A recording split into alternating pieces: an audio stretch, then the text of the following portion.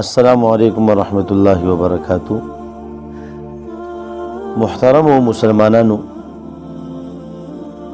संग ची तासु ता मालूम दा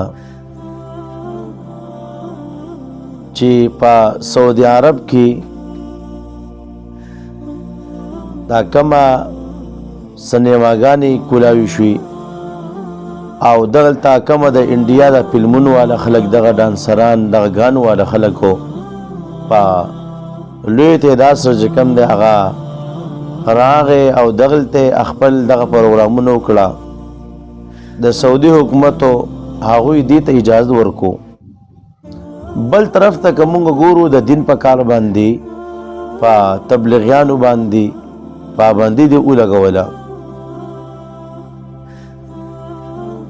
نو دا خو یقینا ډېر لوی جرم دی، ډېر لوی ذاتې دی. زه وایم دا د دیو د بدبختۍ چې کوم دی سبب دی چې په دغه پاکه خاوره باندې په دغه پاکه ځمکه باندې دیو یو طرف ته د ګانو اډې د ګډېدو اډې د فحاشۍ اډې کولاوي، بل طرف ته هغه نیکان خلک هغه الله والا خلک هغه دیندار خلک هغوی باندې چې کوم دی دیو پابندي لګوي. خو بل طرف ته زه ګیله کوم دا دو علماء کرامونا چې کوم دغلتا موجود دی، یو ابو حسان سواتی او بل شیخ مظفر مدنی. تاسو کتلی شئ چې ابو حسان سواتی په نیټ باندې بار بار راځي، نوې ویډیوګانې ورکوي، په وړه خبره باندې اعتراضونه کوي، دا کار د دیو صحیح دی، دا کار د دیو غلط دی، دا کار داسې دی، د احنافو خلاف د مقلدینو خلاف ورځ او شپه چې کوم دی هغه خلاف هغه لګیا وي.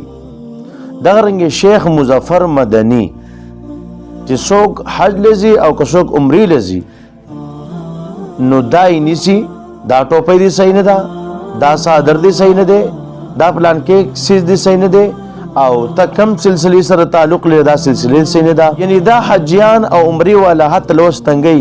زه به دا وایم چې د ډیوټي بل څه نشته دی، همدغه ډیوټي ده چې د پاکستان نه کم حاجي راځي او کم عمرې والا کس راځي، بس کله په یو څیز ولې اعتراض کوه بل اعتراض کوه. یعنی ته دا شو کول غواړې چې زه توحید والی یم، زه صحیح یم او زه چې کوم دی بدعات او رسومات او هر څه ختمونکی یم، دا خبر زه ستا سره منم، زه صحیح ده. خو د دې نه چې کوم لوی کارونه وشول په دغه سعودي عرب کې، دغه سینماګانې کولاو شوي، دغه فلمونو والا خلکو، دغه ډانسران، دا ګانو والا په دغه پاکه خاوره باندې دا دومره لویه فحاشي شروع شوه. تا چېرته یو بیان د دې خلاف کړی دی؟ دغه ابو حسان سواتی چېرته دې خلاف یو بیان کړی دی؟ نه کوي. ولې؟ ستاسو ریالونه بیا ختمیږي، ستاسو کمبلي بیا ختمیږي، ستاسو هغه پیسې بیا ختمیږي. تاسو خیر دی د دې دومره لوی جرم خلاف بیان نشي کولی، نه به وکوي. خو که چېرته ورکوټې کار وشي نو ته هم هغه طرف نه ټونګې وایې، ابو حسان به د بل طرف نه ټونګې وایي. دا لویه ګیله کوم، مضبوطه ګیله کوم د دغې دواړو علماو نه چې تاسو ځان ته لوی شیخان وایي، هر ټایم چې کوم دی په نیټ باندې مخې ته کېږئ. دلته تاسو چېرته لاړئ؟ تاسو په کم ګوټ کې غیب شوئ؟ په کم سوړه کې چې کوم دی تاسو ننوتئ؟ نو محترمو، دا د دې خلکو اصلیت او حقیقت دی. بس دا صرف زما خلاف دی، دا صرف د احنافو خلاف دی، دا صرف د مقلدینو خلاف دی، دا صرف د تبلیغانو خلاف دی. نور که څه کېږي خدای پاک د دنیا ورانه کې دیو پکې کار نشته دی. کالته ګانې ویلې کېږي، کالته د فحاشۍ اډې کولاویږي، او هلته چې کوم د زنا اډې کولاویږي په هغې کې بیا د شیخانو کار نشته دی. هلته چې کوم دی بیا دغه ټول کارونه صحیح دي. نو دا د دیو هغه اصلیت او حقیقت و، تاسو د دې نه په خپل اندازه ولګوئ. نو الله رب عزت مولا په هر میدان کې او په هر ځای کې د حق ویلو توفیق راکړي. وما علینا الا البلاغ.